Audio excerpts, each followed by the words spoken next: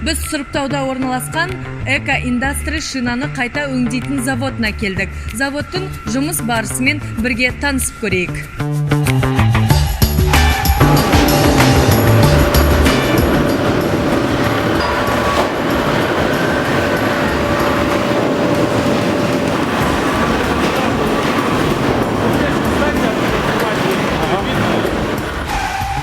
Қарағанды облысы бойынша шина өңдейтін 3 зауыт бар. Соның бірі Эко Индастри жылына 4000 тоннаға дейін тозығы жеткен шиналарды қайта өңдейді. Зауыт 2010 жылдан бастап жұмыс істейді. Нәтижесінде шина түйіршіктер алынады.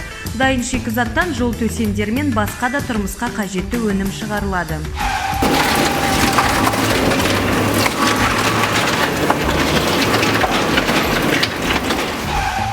Осы станокта шинаны 4-ке бөліп дайындайды. Салмағы 3,5 тонна құрайтын шинаны басқа цехқа жібереді.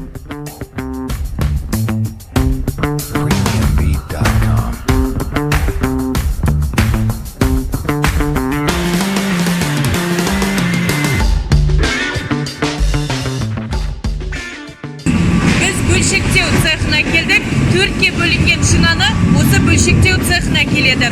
Міне өздеріңіз көріп тұрғандай, бір шинадан 60% таза резинке алынады екен.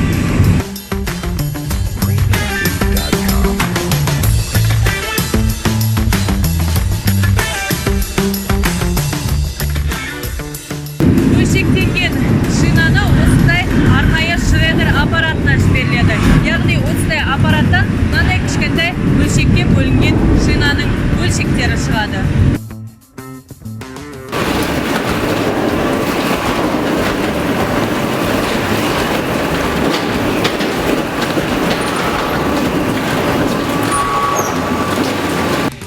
Сақтау фракция цехында мынадай арнайы резинкелерді сақтап шығарады. Бұл ұсақ резинке балалар ойын алаңына төселеді. Шины забираем со всех рудников, шахт, карьеров Карагандинской области. Дробим их в мелкую фракцию, в резиновую крошку. И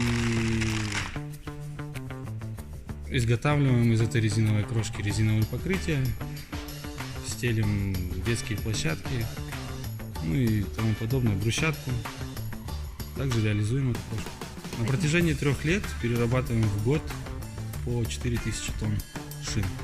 Нашу продукцию, то есть покрытие из резиновой крошки, можно увидеть на аллее имени Виктора Цоя,